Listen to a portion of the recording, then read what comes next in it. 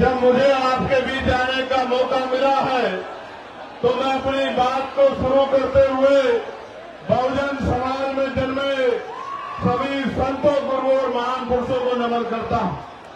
प्यारे साथियों, महामानव तथागत गुरु से लेके जगत गुरु सतगुरु रविदास जी महाराज, गुरु कबीर जी, गुरु नानक जी, संत गाडगे जी महाराज, गुरु वाल्मीकि जी, नारायण गुरु, राष्ट्रपिता ज्योतिबा फूले, छत्रपति साहू जी महाराज, डॉक्टर बाबा साहब अम्बेडकर, माननीय साहब श्री काशीराम, माननीय रामसुर वर्मा, चौधरी महाराज सिंह भारती, जननायक कपूरी ठाकुर, बाबू जगदेव प्रसाद कुशवाहा, तमाम हमारे महापुरुष, जिनमें शिवदयाल, संत रामदेव प्रजापति जी, संतू जी लाल जी, महाराजा बिजली पासी जी, मां उदयदेव पासी जी, महाराजा सुहेलदेव जी और जौनपुर के गब्बर कहे जाने वाले अमर शहीद बाकेर चमार जी को भी मैं आज नमन करता हूं। इस महान करते हैं एक ऐसे नायक जिन्होंने आजादी के गदर में 1857 के समय अपनी टीम के जरिए अंग्रेजों के पैर उखाड़ दिए थे, जिनको गब्बर की उपाधि दी गई, जिनके नाम से अंग्रेज कांपते थे, ऐसे अमर शहीद जिनको भुला दिया गया, बाके चमार जी को पुणे याद करता हूं। प्यारे साथियों, आज के कार्यक्रम को सफल बनाने के लिए जो मेहनत की गई है, उनमें हमारे प्रदेश के अध्यक्ष भाई सुनील कुमार चित्तौड़ जी, विनय सागर जी, गोरखनाथ बोध जी, जावेद इकबाल जी, मनोज कुमार यादव जी, अनिल प्रेता जी, सुनील लंकेश जी, विवेक कुमार राघव जी, बहन सुनीता जी, जयलाल प्रजापति जी, आशुतोष कुमार जी, अजय जी, अरविंद जी, प्रदीप कुमार जी, ए.के. गौतम जी, जितेंद्र भारती जी, भानु भारती जी, रत्नेश जी, भाई राजीव रियाज जी, सुनील पटेल जी, राजेश गौतम जी, मुकेश जी, पवनेश जी, संदीप सोनकर जी, रविकांत जी, विजय आजाद जी, सत्येंद्र गौतम जी, डॉक्टर सुमन जी, साहब सौरभ जी, भाई अनिल कुमार गौतम जी, डॉक्टर संजय वर्मा जी, मुकेश वाल्मीकि जी, सुशील सागर जी, आकिब जब्बर जी, तनवीर हसन जी, भोला पटेल जी, तबरेज अहमद जी, भाई सरोज जी, तनवीर अंसारी जी और भाई एस.के. मानव जी, शैलेंद्र कुमार जी, राजमणि पटेल जी, राकेश सिद्धार्थ जी, हीरा लाल जी, अहद भाई, इरशाद भाई, उदय प्रताप जी, डॉक्टर शमशेर जी, इंजीनियर राहुल जी, चंदन सिंघानिया जी, समरजीत पटेल जी, अमन जी, अजय जी, अनिल कुमार जी, अच्छी लाल जी, नूर आलम जी, नीलेश जी, दीपक जी, आनंद जी, रमेश जी, राजा जी, प्रमोद जी, चंद्रसेन जी का मैं बहुत बहुत धन्यवाद करता हूं। प्यारे साथियों, मैं अगर आज सबसे ज्यादा किसी का धन्यवाद करना चाहता हूं तो अपनी मातृशक्ति का करना चाहता हूं, अपनी माओं का, बहनों का, बच्चियों का, और इसलिए धन्यवाद करना चाहता हूं इसलिए क्योंकि मैंने आने से पहले एक दादी को देखा जो मोटरसाइकिल पे आई है। मुझे नहीं पता वो कहां बैठी है, वो 100 किलोमीटर से आई है, 100 किलोमीटर से मोटरसाइकिल पे। मैंने उन माओं को सुना जो पैदल आ रही थी और उनसे पूछा गया कि आप कहां से आई हैं, तो उन्होंने जो बात कही कि हम अपनी बस लेके आए हैं, अपने पैसे से आए हैं और अंत में उन्होंने कहा कि उनके पास चाय के पैसे भी अब नहीं बचे। इस प्यार का, इस कर्ज का आज मेरे पास कोई जवाब नहीं है, लेकिन अपनी बात को शुरू करते हुए सबसे पहले आपको ये कह रहा हूं, एक अवसर बनने दीजिए। आपके कच्चे घरों की, आपकी गरीबी, बेबसी, परेशानियों में तकलीफों को संकल्प करके कहता हूं, जिस दिन अवसर बनेगा, एक साल के अंदर अगर आपके घरों में चिराग नहीं जले, आपके दिल से आशीर्वाद नहीं निकला, आपकी परेशानियां हल नहीं हुई और आपकी आंखों के आंसू नहीं सूखे, आपकी भूख, जिनके लिए आज परेशान होना पड़ता, वो भूख नहीं खत्म हुई, आपको मान सम्मान का जीवन न मिला, तो राजनीति छोड़ के घर बैठ जाऊंगा। मेरी बात को आप याद रखना। प्यारे साथियों, मैं अपनी बात की शुरुआत करता हूं और सबसे पहले मैं यहां के एडमिनिस्ट्रेशन और पुलिस के भाइयों का धन्यवाद करना चाहता हूं। धन्यवाद इसलिए करना चाहता हूं, उन्होंने ऐतिहासिक काम किया है। ऐतिहासिक काम, किसी विधायक की रैली होती है तो भी 8 दिन पहले परमिशन दी जाती है, लेकिन उन्होंने कल रात परमिशन देके जो उपकार हम पे किया है, मैं विश्वास से कहता हूं कि मैं इन अधिकारियों को कभी नहीं भूलूंगा। मेरी बात को आप याद रखें। आप जानिए, जिसके लिए सुबह उठने से लेकर शाम तक प्रदेश का कोई जिला, देश का कोई जिला ऐसा नहीं है जहां से वीडियो जारी करके मैसेज भेज के ये नहीं कहा जाता कि हम इसको कल का सूरज नहीं देखने देंगे। उसके लिए कल रात को परमिशन आपने दी, मैं आपका आभारी हूं। आपको क्या लगता है, कि इस तरह की चीजों से आप चंद्रशेखर आजाद के प्रति जो प्यार लोगों के दिल में उसको कम कर सकते हैं? नहीं, ये गलतफहमी है आपकी। आप अगर आज सुबह भी परमिशन देते और ये टेंट भी नहीं लगता, एक कुर्सी पे खड़े होकर भाषण देकर अपने लोगों को कह के जाता कि याद रखना मेरी बात को। मैं किसी धन्ना सेठ का बेटा नहीं हूं, किसी व्यापारी का बेटा नहीं हूं, किसी नेता का बेटा नहीं हूं, एक प्राइमरी स्कूल के हेडमास्टर का बेटा हूं। संस्कार है मेरे अंदर, मैं गरीबों का दर्द जानता हूं और फिर कह रहा हूं, एक बार पैदा होता है आदमी, एक बार मरता है। ना मैं दोबारा पैदा हो सकता हूं, ना मैं 2 बार मर सकता हूं। एक दिन मुझे भी जाना है, लेकिन अगर जब तक जीवन है मैं इनके हक अधिकारों के लिए लड़ता रहूंगा। इस बात को शासन, प्रशासन और सरकार भी याद रखें, मेरी बात को याद रखें। आप मेरी बात को सुनो, मेरा को चले तो एक शब्द ना कहूं और ऐसे ही चला जाऊं, लेकिन जब आया हूं तो अपनी बात कहना चाहता हूं, क्योंकि गर्मी इतनी है। मेरे ऊपर तो टेंट लगा है, लेकिन मेरी माए बहन, मेरे भाई, मेरे बच्चे, मेरे छोटे नौजवान साथी बड़े बुजुर्ग गर्मी में है, पसीना आ रहा है। मैं तो जानता हूं लोग पैसे पे नहीं जाते, खाने पे, मिठाई पे, शराब पे नहीं जाते, और आप अपने इस बेटे को इज्जत, प्यार, आशीर्वाद देने के लिए इस गर्मी में बैठे हो।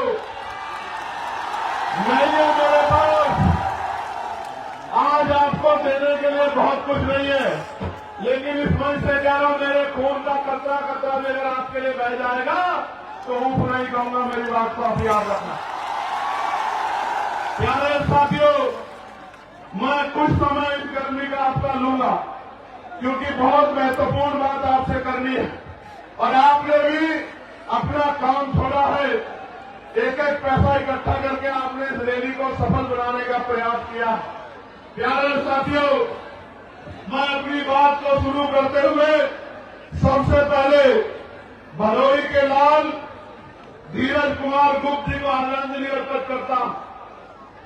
भदोही का जो लाल धीरज कुमार जी थे, जिन्होंने 2023 में अग्निवीर ज्वाइन किया और 18 फरवरी को जम्मू कश्मीर में वो शहीद हो गए। ये शहीद जिस परिवार से होता है उस परिवार को तकलीफ का एहसास होता, लेकिन आप ये समझिए उस शहीद भाई को आज याद करना इसलिए जरूरी है क्योंकि पहले आर्मी की नौकरी पक्की होती थी। केंद्र की सरकार ने अग्निवीर के जरिए 4 साल की नौकरी करके जिस तरह से सेना का मनोबल गिराने का काम किया और नौजवानों में जो राष्ट्रभक्ति की भावना थी उसको कमजोर किया, देश इस निगम सरकार को कभी माफ नहीं करेगा। मेरी बात को आप याद रखना।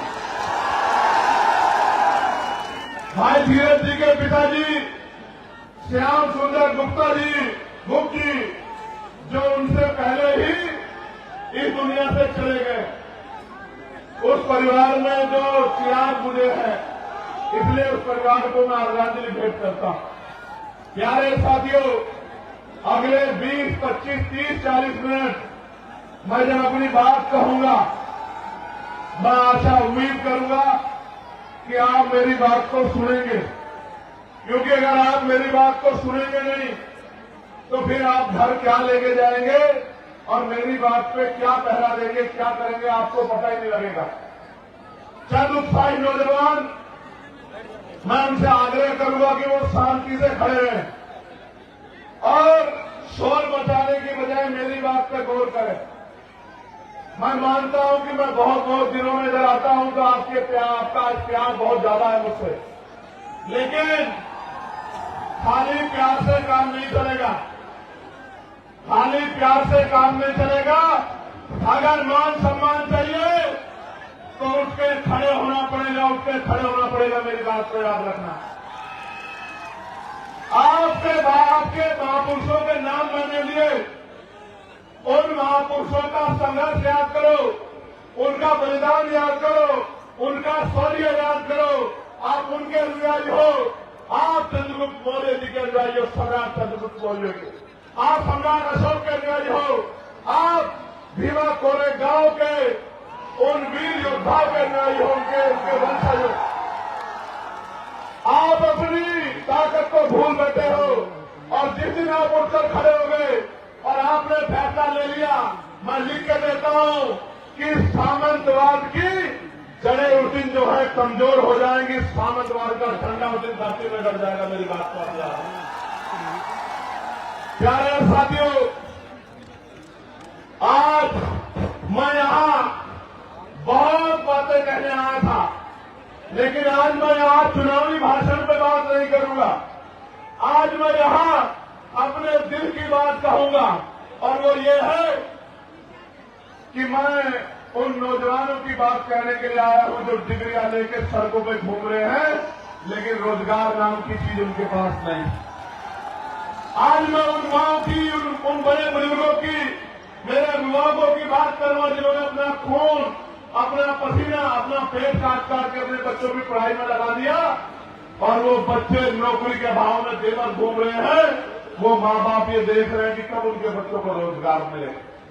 आज मैं उन किसानों की बात करूंगा जो किसान इस जोन में कभी बाढ़ से प्रभावित होते हैं, कभी सूखे से प्रभावित होते हैं, कभी खनन माफियाओं के चोट से प्रभावित होते हैं, कभी सरकार के जुल्म से प्रभावित होते हैं, कभी खाद समय पर नहीं मिलता, कभी डीएपी समय पर नहीं मिलता, कभी यूरिया समय पर नहीं मिलता, कभी उनकी फसल बर्बाद हो जाती है, उनको मुआवजा भी नहीं मिलता।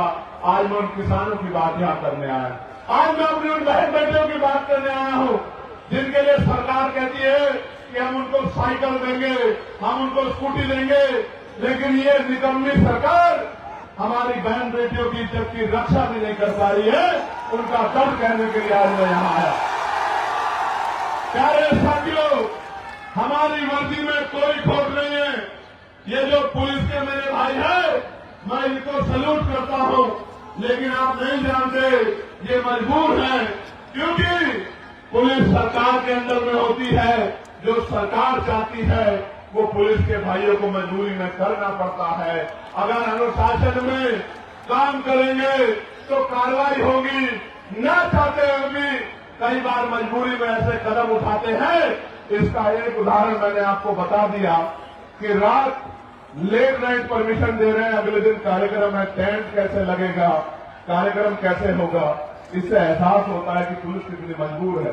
मैं आपको विश्वास दिलाता हूं और पुलिस के भाइयों से शुरुआत करूंगा। एक अवसर बनने दो आजाद समाज पार्टी काशीराम को, 8 घंटे की ड्यूटी आपकी करके दिखाएंगे। मेरी बात को आगे सप्ताह में 1 दिन छुट्टी दिला के रहेंगे, आपको याद रखना। प्यारे साथियों, वेतन विसंख्या दूर कराएंगे आपका जो बैकलॉग है भर के, आपको जो 24 घंटे ड्यूटी का प्रेशर बना हुआ ये खत्म करेंगे और आपको बॉर्डर स्कीम खत्म करके अपने जिले के बराबर के जिले में जाने की आजादी देंगे। मेरी बात को आप याद रखना। आपसे शुरुआत करें। प्यारे साथियों, अभी शिक्षा मित्रों को मैं बधाई देता हूं, लेकिन बधाई अधूरी है, क्योंकि मैं तो शिक्षा मित्रों का वेतन 25,000 से पार जाता था, लेकिन हमारे सब प्रयास के बाद सरकार ने लगभग 18,000 रुपए की घोषणा की है। प्यारे साथियों, अभी तो शिक्षा मित्रों की बात आगे बढ़ी है, अभी तो लड़ाई पीआरडी के जवानों की बाकी है, होमगार्ड भाइयों बहनों की बाकी है, भोजन माताओं की बाकी है, आशा आंगनबाड़ी बहनों की बाकी है, पंचायत सहायकों की बाकी है, रोजगार सेवकों की बाकी है। जब तक इनके मानदेय वेतन में वृद्धि नहीं होती और इनको कम से कम 20-20 हजार रुपए का रोजगार नहीं मिलता, तब तक हम लोग रुकने वाले नहीं, सरकार को मजबूर करके छोड़ेंगे। इस सरकार को मजबूर करके छोड़ेंगे कि जिनसे काम लेते हो उनको कम से कम इज्जत का वेतन देने का काम करो। सिर्फ यही लड़ाई खत्म नहीं होगी जब तक ग्रामीण क्षेत्रों में महिलाओं को सम्मानपूर्वक रोजगार नहीं मिलेगा, तब तक ये लड़ाई पूरी नहीं हो सकती। मेरी बात को आप याद रखना। और आज कह रहा हूं, 2 किलो राशन नहीं दूंगा, आटा चावल नहीं देंगे हम लोग, 2,000 रुपए नहीं देंगे, लेकिन आपके बच्चों को इतनी अच्छी शिक्षा देंगे और आपको रोजगार देंगे कि आप 20,000 रुपए घर पर रहकर कमाओगे। मेरी बात को आप याद रखें। आपके बच्चों को इतनी अच्छी शिक्षा देंगे कि वो अपने पैरों पर खड़ा होकर 50,000 रुपए का रोजगार करेगा और आपसे आंसू पूछने का काम करेगा। मेरी बात को आप याद रखें। प्यारे साथियों, उत्तर प्रदेश के हालात बदल रहे हैं, उत्तर प्रदेश के हालात बदल रहे हैं और एक तरफ तो नीले झंडे वाले बाबा साहब अम्बेडकर के अनुयायी पूरे साउथ के अनुयायी घूम रहे हैं, दूसरी तरफ कुछ बहरूपियों भी घूम रहे हैं। और बहरूपियों को कैसे पहचानना है, बहरूपियों को कैसे पहचानना है, तो उनकी बातों पर गौर करना पड़ेगा। एक नेताजी तो विधानसभा में खड़े होकर कहते हैं, हालांकि मैं इस भाषा को नहीं यूज करना चाहता था, लेकिन मुखौटे तो उतारने पड़ेंगे, बिना मुखौटे उतरे का काम नहीं चलेगा। मैं जो मंचासीन हमारे नेता उनको भी बताना चाहता हूं कि आज देश में सिर्फ चमार जाति को आरक्षण नहीं मिलता, पूरे शेड्यूल कास्ट को आरक्षण मिलता है, पूरे बैकवर्ड क्लास को आरक्षण मिलता है। और तो और कई सारे मैं देश भर में घूमता हूं, क्षेत्रीय आधार पर तो सामान्य जाति के लोगों को भी हिमाचल में, जम्मू कश्मीर में, उत्तराखंड में आरक्षण का लाभ मिलता है। और तो और 2019 से AWS के जरिए सामान्य जाति के गरीबों को भी आरक्षण का लाभ मिलता है। लेकिन सामंतवादी सोच क्या होती है, इसका उदाहरण मैं आपको बताता हूं कि एक नेता असेंबली में खड़े होकर कहते हैं कि मैंने केवल से पूछा कि आप चमार बनना चाहते हैं। आप समझो मानसिकता क्या है, वो ये बताने का काम कर रहे हैं, क्योंकि निषाद समाज के लोग ये मांग कर रहे हैं कि उनको शेड्यूल कास्ट में रखा जाए, तो ये बताने का काम कर रहे हैं कि जो आरक्षण लेता है वो चमार बन जाता है। और मैं उन नेताजी को और उनके बड़े नेताजी को कहना चाहता हूं मंच से, कभी बाकी चमार का इतिहास पढ़ना तो आपको पता लगेगा, और कभी सिर्फ बाकी चमार का इतिहास मत पढ़ना, कभी चमार रेजिमेंट का इतिहास पढ़ना तो आपको पता लगेगा कि हमारे शौर्य का, कि बहुजन समाज में शौर्य कितना। मैं तो बार बार कहता हूं कि बना के देखो, अहिर रेजिमेंट बना दो, गुजर रेजिमेंट बना दो, पाल रेजिमेंट बना दो, प्रजापति रेजिमेंट बना दो, निषाद रेजिमेंट बना दो, और देश की सेवा में, देश की रक्षा में मौका दो बहुजन समाज के लोगों को, हम दिखाएंगे देश की रक्षा कैसे होगी। बनाओ मौर्य रेजिमेंट, बनाओ साक्य रेजिमेंट, बनाओ कुर्मी रेजिमेंट, अगर आपका हिम्मत है बनाओ पटेल रेजिमेंट, और दोनों का हम बताएंगे हमारे अंदर कितनी क्षमता।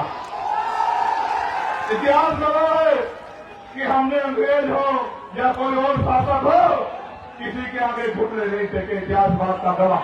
प्यारे साथियों, आगे बढ़ेगी बात। अब 15 मार्च को मैं निमंत्रण भी देता हूं, और क्योंकि मीडिया पता नहीं क्या प्रचार करेगी तो आपको बताना भी चाहता हूं कि 15 मार्च को बाराबंकी में आजाद समाज पार्टी का जैसे आज रेला हुआ ना, ये बहुजनों का मेला लगा है यहां जौनपुर में, ऐसा ही मेला लगेगा बाराबंकी में। बाराबंकी में 15 मार्च को, और वो जो बहरूपी है उनकी पार्टी कह रही है कि हम बहुजन समाज का दिवस बनाएंगे 15 मार्च को। क्यों बनाएंगे सुनो, क्योंकि 15 मार्च को मान्यवर साहब श्री काशीराम साहब की जयंती है। लेकिन क्यों मनाएंगे, क्योंकि आपके पास वोट है इसलिए, और आप मान्यवर काशीराम साहब का सम्मान करते हैं, मगर ये नहीं बताएंगे कि मान्यवर काशीराम साहब की जयंती में जो अवकाश तय हुआ था, इन्हीं बहरूपियों की सरकार ने उस अवकाश को कैंसिल करने का काम किया। और तो मान्यवर काशीराम साहब के नाम से बने जिले का नाम भी इन्हीं बहरूपियों ने बदलने का काम किया था। और तो मान्यवर काशीराम साहब के नाम से सहारनपुर में बने मेडिकल कॉलेज का नाम भी इन्हीं बहरूपियों ने बदलने का काम किया था। और उससे भी तकलीफ है प्रमोशन में रिजर्वेशन का बिल भी इन्हीं बहरूपियों के नेताओं ने पार्लियामेंट में फाड़ने का काम किया था, जिसकी वजह से हमारे SC/ST के कर्मचारी अधिकारियों को खून के आंसू रोने पड़े और डिमोशन हमारे में उठा हुआ। अगर इनकी रकम ना होता तो मान्यवर काशीराम साहब का नाम बदलने की बजाय एक और मेडिकल कॉलेज दूसरे महापुरुष के नाम पर बना। इनकी रकम ना होता तो प्रमोशन में रिजर्वेशन कैंसिल करता, बिल फाड़ने के बजाय SC/ST के साथ OBC के भाइयों को भी प्रमोशन में रिजर्वेशन का लाभ दिलाने का काम करता। और तो इनका चेहरा कब बेनकाब हुआ और ज्यादा तब हो गया जो बात बहुजन की करते हैं, लेकिन जब UGC का कानून आया, गाइडलाइन आई, तो ये सब लोग विरोधियों के पक्ष में खड़े हो गए। ये बात बहुजन की करते हैं और गुलामी 15% लोगों की करते हैं। ये जो बहरूपी घूम रहे, मैं इनकी बात कर रहा हूं। अभी आएंगे वो नीला पट्टा पहन के आएंगे, बाबा साहब की बैनर पर तस्वीर लगाएंगे, लेकिन जब आपके बच्चों के भविष्य को यूनिवर्सिटियों में कुचला जाएगा, जब उनकी हत्याएं होंगी, संस्थानिक हत्याएं, जब रोहित वेमुला, पायल तड़वी, देवता मेघवाल को मारा जाएगा, तो इनके मुंह से एक आवाज नहीं निकलेगी। तब ये गुलामों की तरह अपने मालिकों का साथ देंगे, अपने बहुजन गरीब समाज का साथ नहीं देंगे। प्यारे साथियों, आपको भी कमर कसनी है कि अपने बच्चों की हत्या नहीं होने देनी है। और मैं आज इस मंच से कहना चाहता हूं कि UGC की गाइडलाइन तो लागू होकर रहेगी, उनको कोई रोक नहीं सकता है। मेरी बात कर रहा है, क्योंकि मैं कल ही एक भारतीय जनता पार्टी के वर्तमान सांसद को सुन रहा था, और बहुत सही बात कह रहे थे। वो ये कह रहे थे क्योंकि उनको एहसास है कि अगर SC/ST OBC का विरोध करेंगे तो MP MLA भी नहीं बन पाएंगे। ये लोग 15% से कोई MP MLA नहीं बन सकता है। मैं आपको कह रहा हूं, जो आपके अधिकारों का विरोध करे उसके लिए नारा मेरा याद रखना कि ना तो नोट उनको देना और ना वोट उनको देना जो आपके अधिकारों का विरोध करते हैं, आपके बच्चों का विरोध। अपना नोट भी उसको देना और अपना वोट भी उसको देना जो आपके लिए सीना तान के खड़ा है, गोली की परवाह नहीं करता, जेल की परवाह नहीं करता, मुकदमे की परवाह नहीं करता, जो आपके आंसुओं पे अपना खून बहाने को तैयार है। आपको भी तैयार होना पड़ेगा उसको शक्ति देने के लिए, वरना फिर बहुत बड़ा नुकसान हो जाएगा। मेरी बात को आप याद रखना। प्यारे साथियों, हमने तय किया है कि हम सबसे बड़ा बदलाव ये करेंगे, जब हम पे अवसर बनेंगे आजाद समाज पार्टी के लोगों पे, तो हम सबसे बड़ा बदलाव ये करेंगे कि हम नई शिक्षा नीति लागू करेंगे। अब वो नई शिक्षा नीति क्या होगी? वो नई शिक्षा नीति ये होगी कि चाहे चीफ सेक्रेटरी हो या मुख्यमंत्री हो, चाहे मंत्री हो या संतरी हो, चाहे सांसद हो या विधायक हो, चाहे चेयरमैन हो या जिला पंचायत का अध्यक्ष हो, गांव के सरपंच और पंचायत के मेंबर से लेके और मुख्यमंत्री तक के बच्चों को और डीजीपी चीफ सेक्रेटरी से लेके पंचायत के सेक्रेटरी के, डीएम एसएसपी के, सीओ दरोगा जी के, एडीएम एसडीएम के, कानून तहसीलदार के, सबके बच्चों को, आईजी डीआईजी कमिश्नर एडिशनल के बच्चों को सरकारी स्कूल में पढ़ाने का काम करेंगे। मेरी बात को अच्छा आप सोचोगे इससे बदलाव क्या हो जाएगा? मैं आपको बताता हूं इससे बदलाव क्या होगा। इससे बदलाव ये होगा कि जब उनके बच्चों के हितों की बात आएगी तो सरकारी स्कूल की व्यवस्था ऐसी होगी कि वहां 5 स्टार होटल भी आपको कमजोर महसूस होगा, उसके सामने खोखला साबित होगा। क्योंकि जब एक स्कूल में एक ही टेबल पे जिलाधिकारी का, एसएसपी का और किसान मजदूरों का, हम गरीबों का बच्चा बैठेगा तो टीचर भी टाइम का आएगा, कमरे भी अच्छे होंगे, साफ सफाई भी होगी और पढ़ाई भी अच्छी होगी। तभी जाके गरीबों के हिस्से में जो है अच्छी जिंदगी के सपने शुरू होंगे। प्यारे साथियों, हम हेल्थ पॉलिसी में बदलाव करेंगे। हम तय करेंगे कि जितने भी लोग कानून बना रहे हैं या जो कानून को लागू करा रहे हैं, उन सबका उनके बच्चों का इलाज सरकारी अस्पताल में हो बीमार होने के बाद। जितनी होगा आप देखना, मशीनें भी अच्छी होंगी, एक्सरा भी वही होगा, सारे टेस्ट भी वही होंगे और दवाइयां भी वही मिलेंगी, बिल्डिंग भी अच्छी होगी, सुविधाएं भी होंगी। तो गरीब की जेब पर जो डाका पड़ रहा है इलाज के कारण, ये डाका नहीं पड़ेगा। मेरी बात को आप याद रखना। प्यारे साथियों, हम कानून व्यवस्था को इतना मजबूत करेंगे कि किसी की हिम्मत नहीं होगी किसी गरीब की बेटी की तरफ, उसके बेटे की तरफ, उसकी जमीन की तरफ, उसकी पत्नी बहनों का मांग उठाने की। मेरी बात को आप याद रखना।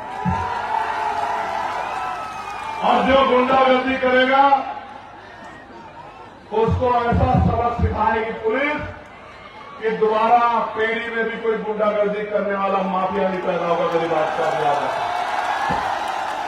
प्यारे साथियों, ये जो केंद्र और राज्य की डबल इंजन की गुंडागर्दी की सरकार चल रही है, इस गुंडागर्दी की सरकार को सबक सिखाने का समय आ गया। मेरे भाइयों, मैं आपसे आग्रह करना चाहता हूं कि इस गुंडागर्दी का जवाब हमें वोट की ताकत से देना। अभी वीरभानपुर में क्या हुआ? वीरभानपुर में क्या हुआ? सत्ता को खुश करने के लिए पुलिस के लोगों ने मेरी मां बहनों के ऊपर लाठियां चलाने का काम किया। पूरे गांव में कितनी मारपीट की आपको पता है। मैं इनको समझाता हूं कि भाई ऐसा काम मत करो। शराब के नशे में जाके आप गांव में अराजकता करोगे और जनता आपसे विरोध नहीं करेगी तो ऐसा नहीं हो सकता। इसलिए मैं इस घटना का संज्ञान लूंगा और जो अन्याय वहां हुआ है लोकसभा में 9 तारीख से जब लोकसभा चलेगी, उस अन्याय को देश के प्रधानमंत्री के सामने दिखाने का काम करूंगा। उनको बताऊंगा कि उनकी सरकार किस तरह की गुंडागर्दी उत्तर प्रदेश में कर रही गरीबों के साथ। ये जो धर्म की बात करती है, महापुरुषों के सम्मान की, भारतीय जनता पार्टी की डबल इंजन की गुंडागर्दी वाली सरकार मां अहिल्याबाई होलकर का कितना अपमान किया, उनकी मूर्तियां तोड़ तोड़ के जो है वो फैला दी और जो नौजवान संघर्ष करने गया उनको लाठियों से पीट के जेल में बंद कर दिया। इतनी गुंडागर्दी कर रही है सरकार। प्यारे साथियों, काशी द्वार बनाया जा रहा है बनारस में। एयरपोर्ट के पास 16 ग्राम सभा की जमीन को बिना मुआवजे के छीनने का काम कर रहे हैं। सरकार का काम लोगों को घर देना होता है, जमीन देनी होती है, जमीन छीननी नहीं होती। लेकिन उत्तर प्रदेश की गुंडागर्दी करने वाली सरकार जबरन लोगों की जमीनें छीनने का काम कर रही है। प्रयागराज के फूलपुर के चटिनोदा मुकुंदपुर गांव में जबरन जमीन अधिग्रहण की जा रही है और किसान आंदोलन कर रहा है और किसान तो ये भी कह रहा है जान दे देंगे लेकिन जमीन नहीं देंगे। आप ये देखो किस तरह से किसानों को, मजदूरों को नोचने का काम ये सरकार कर रही है। प्यारे साथियों, फतेहपुर जिले में मनरेगा कर्मियों को 6 माह से मानदेय नहीं मिल रहा है क्योंकि नया जी कानून लाके इन्होंने 40% पहला सरकार को, राज्य सरकार को देने को कहा है और राज्य सरकार पूर्ण कर्जे में है। उत्तर प्रदेश के हर व्यक्ति पे लगभग 30-35 हजार रुपए का कर्ज है इनकी गलत नीतियों की वजह से। आज तो हालात ऐसे हैं, दुकान मंडी, दाल मंडी में जो दुकानें तोड़ी जा रही है, लगभग 100 दुकानें ऐसे जिनका मुआवजा सरकार ने अभी तक नहीं दिया।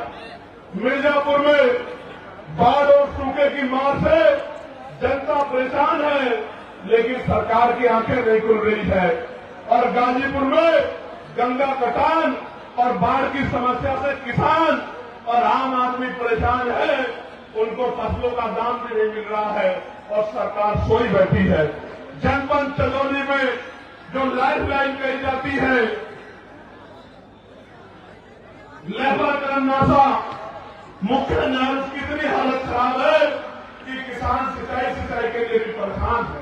प्यारे साथियों, हमने तय किया है कि अब इस गुंडागर्दी की सरकार को उत्तर प्रदेश से खराब करना है और खदेड़ फेंकना ही नहीं है, इनकी हालत ऐसी करनी है कि दोबारा जनता के साथ अन्याय करने के बारे में ये सोच भी ना पाए। प्यारे साथियों, और उसके लिए आपको मुझे कमर कसनी पड़ेगी, आपको मुझे हिम्मत दिखानी पड़ेगी, आपको मुझे ताकत बनानी पड़ेगी। और जिस तरह 69,000 शिक्षक भर्ती के बच्चों को इन्होंने, जिसमें पिछड़े वर्ग के बच्चे हैं, पाल, प्रजापति, कश्यप, सैनी, मौर्य, साक्य, कुशवा, बिंद, राजभर, केवट, मल्ला, यादव, भूषण, जाट, तमाम पिछड़े जातियों के बच्चे, सैन विश्वकर्मा के बच्चे, मेरे आज भी याद है, लाठियां मार मार के उन बहनों के हाथ तोड़ दिए लखनऊ में, जब वो मुख्यमंत्री के दरवाजे गई, लेकिन उनको नौकरी सरकार ने आज तक नहीं दी। मैं पूछना चाहता हूं, जो सरकार गरीबों के बच्चों की नौकरी छीनने काम करती है, वो क्या गरीबों की जैसी हो सकती है क्या? मैं आपको याद दिलाना चाहता हूं, कप्तान में क्या हुआ मेरठ में, आपने देखा था नहीं देखा तो बताओ। जब मैं उस मां को न्याय दिलाने के लिए और अपनी बहन बेटी जिसको उठा ले गए थे गुंडे, उसको बरामद कराने के लिए दौड़ रहा सड़कों में, आपने देखा था नहीं देखा था? क्यों दौड़ना पड़ रहा था मुझे? क्योंकि ये सरकार हमारे बच्चों को न्याय नहीं दिलाना चाहती। और हालत ऐसी है कि मीडिया को भी नहीं, जो मीडिया जिसको लोकतंत्र का चौथा स्तंभ कहा जाता है, अघोषित इमरजेंसी चल रही है उत्तर प्रदेश में, हमारी मीडिया के भाइयों को भी पीड़ित परिवार से बात नहीं करने देते, उनके साथ भी गुंडागर्दी करते। ये आलम हो गया उत्तर प्रदेश में। अब दो ही रास्ते हैं, क्या तो हम इस गुलामी को सहे या फिर हम इस गुलामी की बेड़ियों को जड़ से उखाड़ सके। आप बताओ तैयार हो या नहीं हो? बताओ, बताओ तैयार हो या नहीं हो? वो जो ऊपर बैठे हाथ धोए बताओ तैयार हो या नहीं हो? वो जो वहां छत पर चढ़े हुए हमसे पूछना चाहता हूं तैयार हो या नहीं हो? बताओ। प्यारे साथियों, गौर करो, अब आप जब गांव में जाओगे तो क्या बताओगे कि भैया क्या करेंगे, भैया का साथ क्यों देना है, आजाद समाज पार्टी को वोट क्यों देनी है, आजाद समाज पार्टी का मल्ले क्यों जिताना है, आजाद समाज पार्टी का जिला पंचायत सदस्य क्यों जिताना है, आजाद समाज पार्टी का प्रधान और क्षेत्र पंचायत सदस्य क्यों जिताना, मैं आपको बताता हूं। मैं बताता हूं क्यों जिताना है।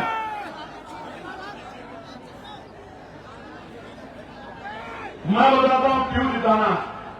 अगर आपको 15% अतिरिक्त आरक्षण चाहिए पिछड़े वर्ग के लोगों को, पिछड़े समाज को, मौर्य जी यहां बैठे, प्रजापति जी यहां बैठे, बिल्कुल साफ कह रहा हूं, जिसकी सरकार होगी, जिस विचार की सरकार होगी, उसी भाव के काम करेगी। इस देश, इस उत्तर प्रदेश में पिछड़े अति पिछड़े समाज की जब 1931 में जनगणना हुई तो 52% था। फिर उसके बाद 600-700 नई जातियां उसमें जोड़ दी गई। आज वो 70% के करीब, 65% के करीब मिल क्या रहा है, 27% आरक्षण। वो भी मध्य प्रदेश में जहां 90% SC/ST OBC है, वहां मिल रहा है 14%, 13% आरक्षण भी नहीं दे रहे हैं। यूजीसी का मामला सुप्रीम कोर्ट में जाता, मैं सम्मान करता हूं सुप्रीम कोर्ट का, लेकिन अगले लिस्ट हो जाता है। लेकिन आपका मामला कई कई सालों के पढ़ा कोई पूछने वाला नहीं है। आज मैं ऐलान करके कह रहा हूं, आप जाके घर घर बताना, और क्योंकि हम लोग महापुरुषों को मानने वाले लोग हैं, हमारा संकल्प भी हमारी शक्ति है। जिस तरह केंद्र की सरकार ने 10% आरक्षण 3 दिन के अंदर सामान्य जाति के गरीब भाइयों को दिया था बिना आंकड़ा दिखाए, 15% आरक्षण अति पिछड़ी वर्ग के भाइयों को 27% से अलग आजाद समाज पार्टी का आराम दिलाने का काम करेगी। मेरी बात को आप जो अति पिछड़ी जातियों में 100 नौकरी आएगी तो 15 नौकरी आपके परिवारों में उस तरह पहुंचेगी जिनमें आपके हिस्से को कोई दूसरा नहीं ले पाएगा, और बाकी आपकी हिम्मत पे है।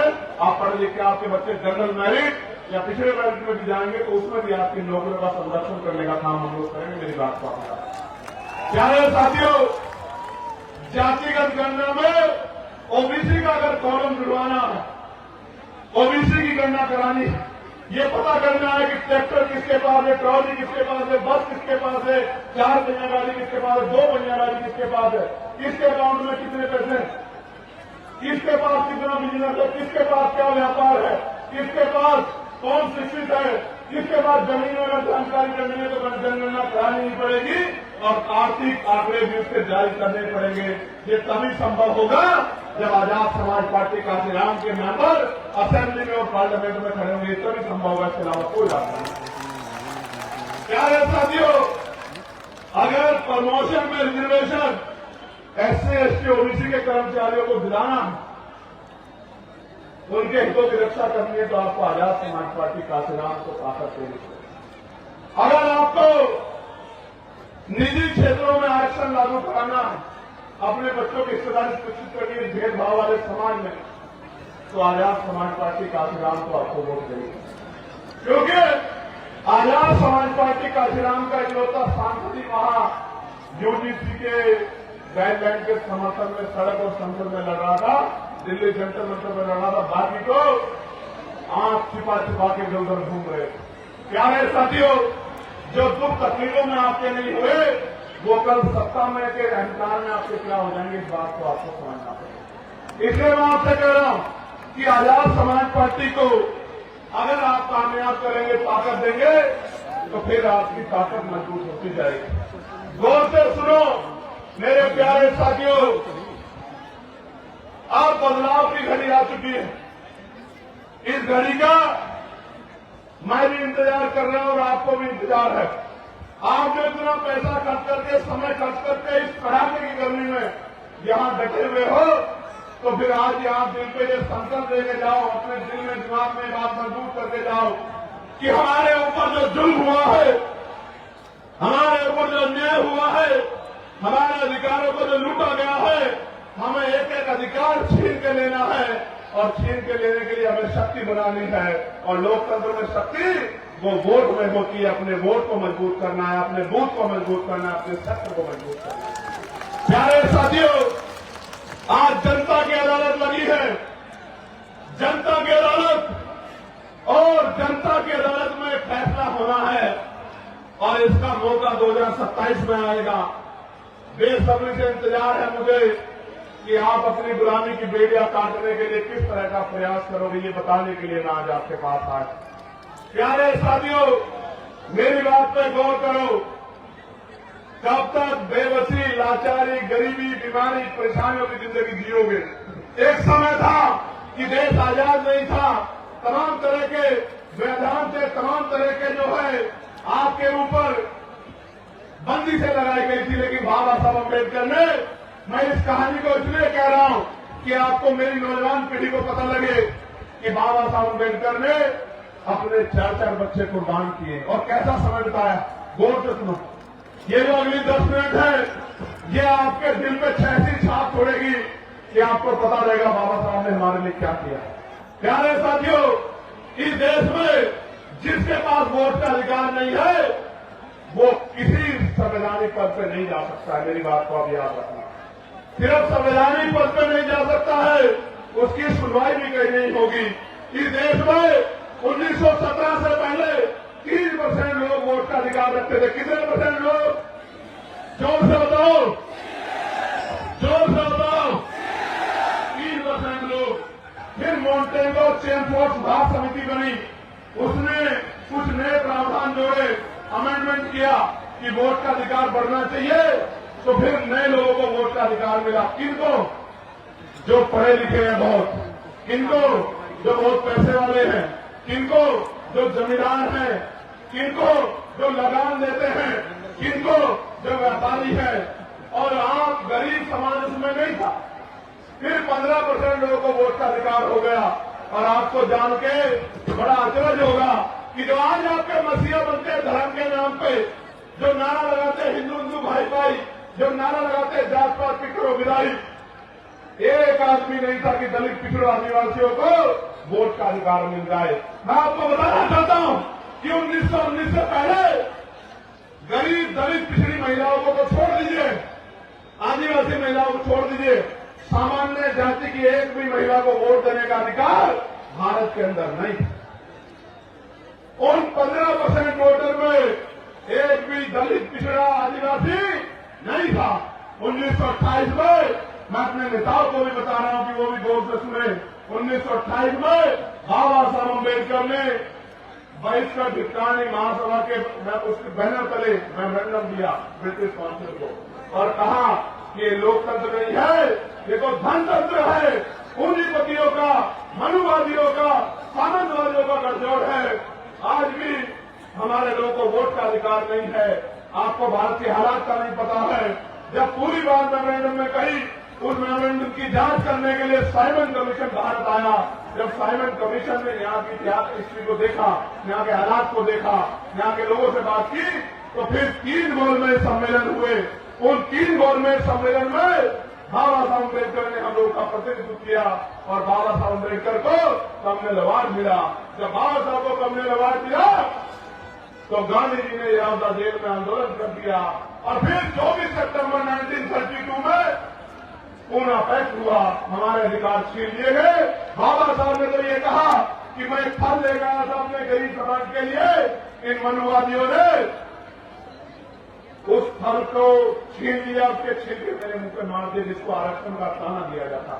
मैं आपको बताना चाहता हूं मेरे भाइयों, यहां पहुंची मेरी मां, मेरे बच्चों, मेरे नौजवान बहादुर योद्धाओं, मेरे विवाहों को बाबा साहब अम्बेडकर के अथक प्रयासों से भारत पहला ऐसा देश है जिसमें हर व्यक्ति को, बारीक व्यक्ति को वोट का अधिकार मिला, सारी महिलाओं को वोट का अधिकार मिला, सार्वभौमिक मताधिकार लागू हुआ। अमेरिका नहीं कर पाया आजादी के समय, संविधान लागू होने के समय ब्रिटेन नहीं कर पाया, यूरोप नहीं कर पाया, रूस नहीं कर पाया। ये अगर सामाजिक न्याय का चरित्र किसी में था तो आपके महापुरुषों में था, फूले में था, साहू में था, परियार में था, दयानंद यादव में था, बाबू जगदेव प्रसाद कुशवाहा, जननायक कपूर ठाकुर में था और बाबा साहब अम्बेडकर जैसे महान पुरुषों में था, जिसकी बदौलत इस देश में कमजोर वर्गों के लोगों की इज्जत बनी।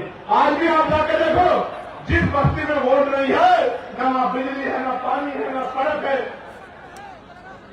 न रोजगार है, न साफ सफाई है, जानवरों से पूरा जीवन। बिहार के लोग जाके देखो मुंगतार, आपको पता लग जाएगा। अपने बॉर्डर पे जाके देखो, आपको पता लग जाएगा। इसलिए मैं आपको कहना चाहता हूं, मेरी बात को सुनना और अपने दिल पे हाथ रख के बताना कि जब 18 मार्च 1956 को बाबा साहब अम्बेडकर आगरा में सभा करते हुए कह रहे थे कि मैं बड़ी मुश्किल से तमाम तरह के अपमान सह के, आरोप सह के, अन्याय जुल्म सह के इस कारवा को वहां से यहां तक लेके आ पाया हूं। अगर आप इसको आगे ले बढ़ा सकते तो इसको पीछे मत जाने देना। मेरे बच्चों रोते हुए कह रहे थे बाबा साहब, हमसे रो रहे थे बाबा साहब, और आपको मुझसे कह रहे थे कि मेरे बच्चों इस कारवा को पीछे मत जाने देना। और बाबा साहब ये कह रहे थे, गौर से सुनो नौजवानों, मेरे जिगर के टुकड़ों, गौर से सुनो। बाबा साहब कह रहे थे कि जब मैं अपने चारों तरफ देखता हूं, एक भी नौजवान ऐसा दिखाई नहीं देता जो इस आंदोलन रूपी तंबू का बंबू बन के इस आंदोलन को आगे बढ़ा। बाबा साहब कह रहे थे, जैसे एक बंबू के ऊपर बहुत टेंटों का बोझ होता है, इस तरह से मैं बहुत सारे बोझ को झेल रहा हूं।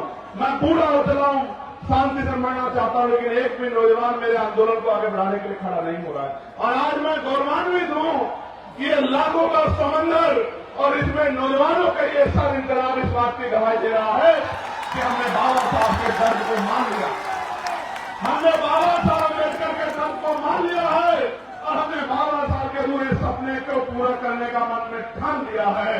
अब इस लड़ाई को कोई नहीं रोक सकता, क्योंकि कहा गया है कि संघर्षों के साय में घनघोर जलानी पलती है और ध्यान उधर झुक जाता है, इस घोर जलानी चलती है। प्यारे साथियों, गौर से सुनो, गुलामी किसे कहते हैं? गुलामी ये है कि जब आप हार मान जाओ, गिरना गुलामी नहीं होता, फेल होना गुलामी नहीं होता, लेकिन जब आपके अंदर ये बात बैठ जाए कि आप जीत नहीं सकते, उसको गुलामी कहते हैं। 4 दिन पहले बदायूं में एक नौजवान 3 मुस्लिम बुजुर्गों, 2 मुस्लिम बुजुर्गों एक नौजवान को पीट रहा, वो 3 लोग चाहते हैं तो उसका बंदर बना देते पीट पीट के, लेकिन गुलामी इस बात को कहते हैं कि वो 3 लोग हिम्मत नहीं जुटा पाए और बिना किसी अपराध के पिटते रहे, बेइज्जत होते रहे, इसको गुलामी कहते हैं। आज के हालात उत्तर प्रदेश में किसी को कहीं से पकड़ो, कहीं गोली मारो, कहीं दिखाओ और कोई मुकदमा लगाओ, क्योंकि वो मुसलमान है तो कोई पूछने वाला नहीं, वो यादव है तो कोई पूछने वाला नहीं है, वो कुर्मी है तो काट प्रजापति का सब है तो कोई पूछने वाला नहीं है, वो निसार है तो कोई पूछने वाला नहीं है, फांसी है तो कोई पूछने वाला नहीं, गोली मारो जेल हो। मदरसे में कब्जा, मस्जिद में कब्जा, खानका में कब्जा, कोई पूछने वाला नहीं है। पुलिस की मौजूदगी में फतेहपुर के मकबरे में जाकर तोड़ कर देने कुछ कहने वाला है। क्यों? क्योंकि सबको डर लगता है कि कहीं ये भीड़ आपकी जान ना ले ले। और एक बहुत बड़े महापुरुष ने कहा था कि कुछ लोग तो इस वजह से नहीं लड़े कहीं वो मर ना जाए, जबकि सच ये है कि एक दिन सबको मरना है। जिस दिन मौत आएगी कोई बचा नहीं पाएगा, कोई रोक नहीं पाएगा। इसलिए मैं आपको कहना चाहता हूं और मैं आपसे पूछना चाहता हूं, क्या आप यहां से जाके काम करोगे नहीं करोगे? बताओ मुझे, क्या करना आपको पता है नहीं पता है? मैं आपको बताता हूं क्या करना। आज जब मैं अपनी बात को कह के यहां से जाऊंगा तो मेरे बाद पैसे वाले लोग आवाज आ रही है, अरे आवाज हाथ खड़ा करना, अब नीचे करो। जब मैं अपनी बात कह के आज यहां से जाऊंगा, मेरे बाद पैसे वाले सक्रिय हो जाएंगे, आपके घरों पे आएंगे, चुनाव का समय आएगा, कहेंगे पैसा ले लो, साठ ले लो, मिठाई ले लो, शराब ले लो। चंद्रशेखर आजाद के चक्कर में मत पड़ो, चंद्रशेखर आजाद बहुत दूर रहता है, आपको यही रहना है। मैं आपको वचन देकर कहता हूं, अगर आपने का बात उठेगी तो आप उठाने वाला चैन से सो नहीं पाएगा। मेरी बात को आप याद रखें। चंद्रशेखर आजाद आपसे दूर नहीं रहता, उनको बता दो कि चंद्रशेखर आजाद आपके दिलों में रहता है और उसको पैसे से निकाल नहीं सकते हो, उसको पैसे चुरा नहीं सकते हो। एक दिन के लिए नहीं किया वोट। बाबा साहब अम्बेडकर ने कहा है और माननीय काशीराम साहब ने कि वोट का अधिकार गुलामी से मुक्ति के लिए दिया है, बिकने के लिए नहीं दिया है। और वोट की रक्षा ऐसे करनी है जैसे बहन बेटे की रक्षा करते हैं। मैं आपको कहना चाहता हूं मेरे लोगों, बिल्कुल मत घबराना, आने वाला समय आपका है। मेरी बात को आप याद रखें। करना क्या है?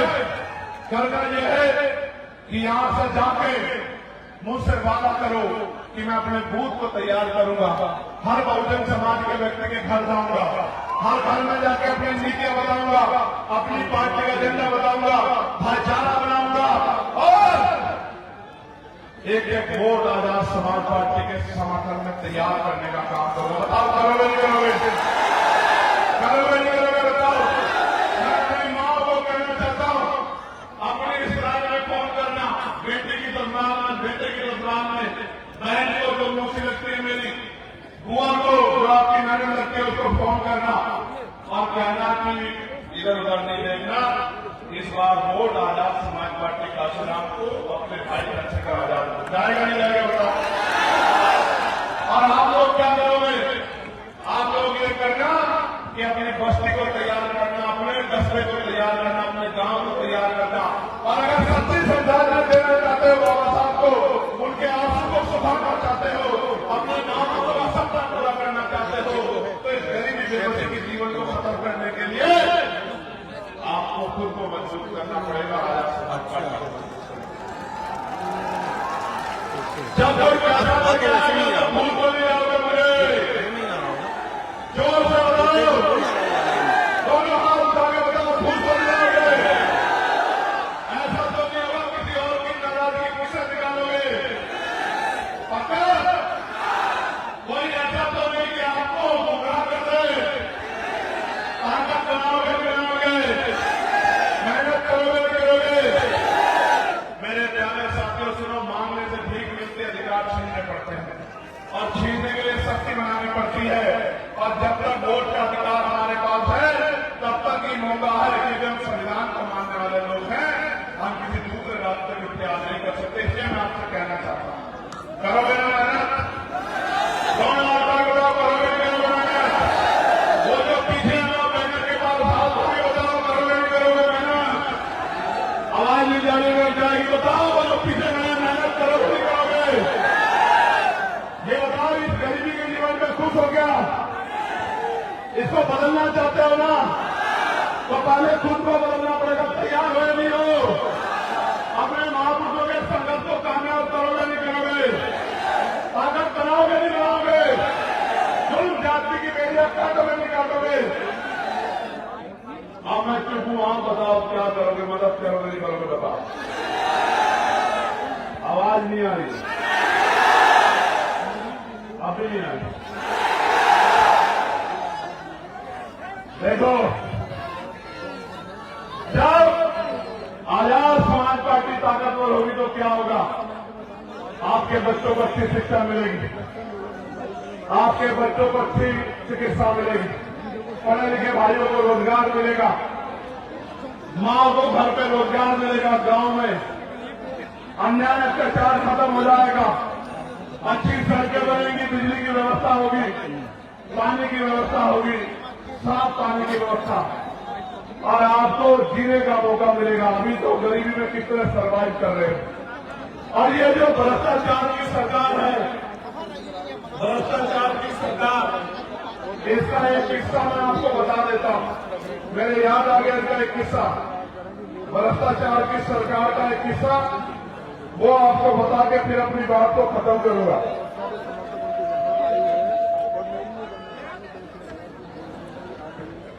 हापुड़ एक जिला है पश्चिमी उत्तर प्रदेश में, वहां 517 गरीब जोड़ों की शादी का कार्यक्रम था। 75 लाख रुपए में टेंडर दिया गया ठेकेदार साहब को, लेकिन जब बाराती आए तो जो टेंट लगा हुआ था वो फटा हुआ था। और जब बाराती खाना खाने गए तो खाना इतना सड़ा हुआ था कि उसको आदमी को छोड़ो जानवर भी ना खाए।